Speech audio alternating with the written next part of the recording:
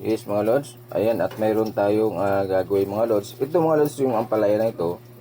Yan, ginawa namin na yan, ensilada yan. Ngayon, dahil sa marami mga lods, no, maraming ginawang ensilada, ang ginawa namin mga lods, no, itinurta namin, nilagyan namin ng harina, itlog, at tinimplahan na rin namin mga lods, no. Kasi naman masayang, ayan ang ginawa namin mga lods, so ayan, no. Ayan yung natin, ayan. Pinirito natin mga lods, ayan. Ayan. Tapos ito yung finished product niya mga lods, oh. Ayan.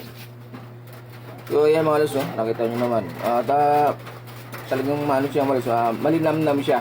Kasi from tinurta namin, ensilada, lado na siya mga lods. At ayan, tinurta namin. Nung pang mga lods, masarap. So ganun pala siya mga lods, masarap pala siya. Ngayon lang natin ngayon lang namin nalaman mga lods na ganun pala kasarap siya mga lods. So ayan.